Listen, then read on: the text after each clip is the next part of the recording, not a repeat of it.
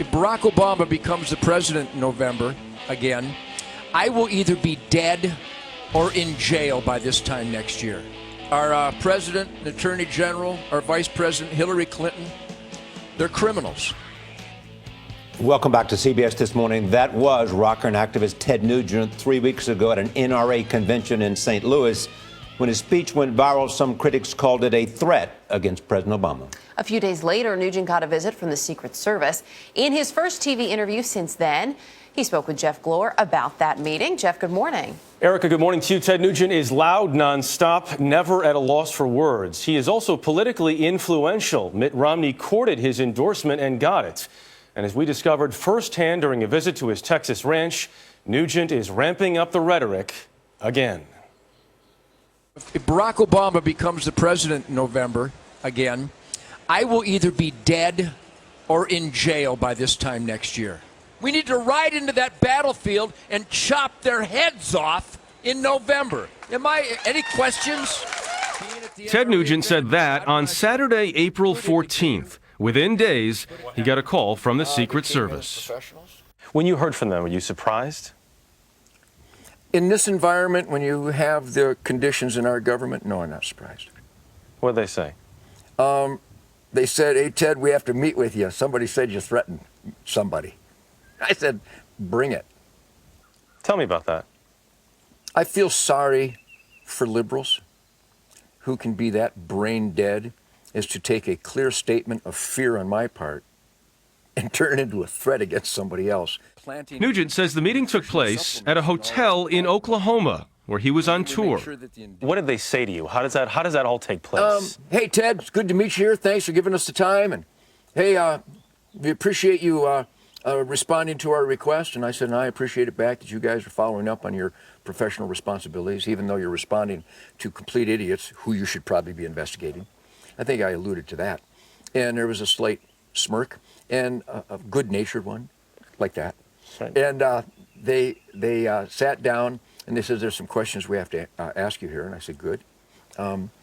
And they asked me if I threatened anyone. I said, never. Couldn't, wouldn't. I wouldn't waste a breath threatening. How long did that meeting last for? I'm going to give you 35, 40 minutes. It's long. Mm-hmm. But that's because I was so open. And as you can tell, I'm rather verbose. So their biggest concern was that you threatened the president? No, I don't think their concern was that I threatened someone. I think their concern was that someone claimed I threatened someone.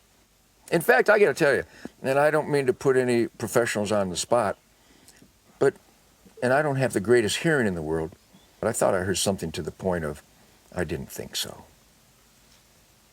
They said that to you. We didn't think you did. Something like that. When the meeting was over, 35 or 40 minutes, was that was the end of it, or you heard from them again saying, hey, listen? No. In fact, it was adorable. This is my favorite part, because I don't have a PR You would guy. describe the meeting as adorable. I would, because they did their job perfectly. I answered the questions perfectly. And you were happy with how things went? Absolutely. And they were happy with how things went? Nothing makes me happier than me. April was one of the more interesting months I think you've ever had. Well, Jeff, see, that's where you're wrong. It's always been like this. It has not always been like this. It has always been like this. You have gotten no way. More it boisterous. Has always been. You go back and look at these interviews. It has always been like this. Politically speaking, you are more of an activist now than you were in 1970. The political activism is being accelerated because the conditions demand accelerated activism, yes. You had a conversation earlier this year with Mitt Romney. I did. You endorsed Mitt Romney. I did. Have you heard from the Romney campaign after these comments? I have. And? I have to say what I say the way I say it. Were they unhappy with you for saying that? No. They expressed support. Did they say to you, listen, we appreciate the support, tone it down? Nope. They didn't. I got the sensation it was, and not from Mitt himself or Mrs. Romney. Stay on course, Ted. Freedom of speech is a beautiful thing. If Mitt Romney is to win, he needs at least some of the moderate vote. You are many things, but you are not moderate. Not very moderate. If you examine how I conduct myself, I don't think a day goes by in my life for many, many years now that we don't do charity work for children. I offer you this. Have you done a lot of interviews? Decent number. Call me when you sit down across from someone who has more families with dying little boys and girls who get a call to take them on their last fishing trip in life. Call me when you meet someone who does that more than I do, because that's really moderate. In fact, you know what that is? That's extreme. I'm an extremely loving, passionate man, and people who investigate me honestly, without the baggage of political correctness, ascertain the conclusion that I'm a damn nice guy. And if you can find a screening process more powerful than that, I'll or how's that sound? We have no idea where that unexpected outburst came from. The second part of it directed to a female CBS News producer who was off camera. But Nugent did just have one of his Midwest Rock and Roll Express tour dates canceled by the U.S. Army, a group he considers the core of his support. These military guys are my blood brothers. So then when they say you can't play for them. So then when I hear that political correctness has somehow metastasized into the decision makers of the military, I was really let down that political correctness has any role at all in the military. What's next? I'm a perfect human being. I stumble perfectly. But I also aspire to and accomplish a perfect standing up, dusting off in that arena, and continue on. At the end of every day and at the end of my life, I will be in the asset column. I will better mankind. I will better the environment. I will better America. I'm dedicated to it. I can't be stopped. We thank you for bettering this interview. And I'll better your interview. God bless you, Jeff.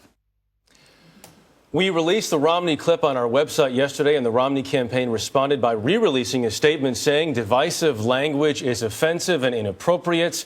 No matter what side of the political aisle it comes from, Mitt Romney believes everyone needs to be civil. Not exactly the most stinging rebuke from the Romney campaign, and Ted feels that he didn't slight them at all. Why did he go off like that? It's a good question. Very good question. Kind of stunned us, stunned our producer. His wife, a very sweet woman, did come in after the interview ended. The interview went on for 10 minutes after this explosion. She said, Ted, you need to apologize to Molly. Molly, your producer.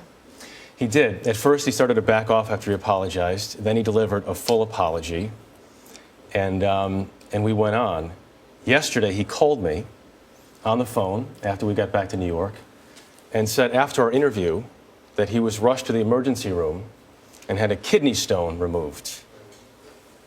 So that's what he said may have contributed to his high level of energy. When he said it's always been like this, what did he mean? He meant that he's always been provocative. He's always been loud. He's always caused controversy. Has he always called the president and the Secretary of State criminals? No, and that's why I pointed that out to him. And I think he acknowledged he's upped the activism, and that's why the Secret Service went to visit him. Yeah, you know, if someone cares about and being known for doing things with little kids, the better way to do that is not to talk about other people being criminals. I think it's a very good point. Anything really surprise you? I mean, because you sort of expected him to be outspoken and loud and passionate. Anything else that was surprising about it besides the outburst? Well, he is still playing. I mean, he's more known now for these sort of outlandish comments that he's making, but he still says he's a great guitarist. Talk to people who watch him, and they say he is as well. I think his quote to us was that his guitar eats faces, as only Ted Nugent can say it. Translated? I'm very good at what I do.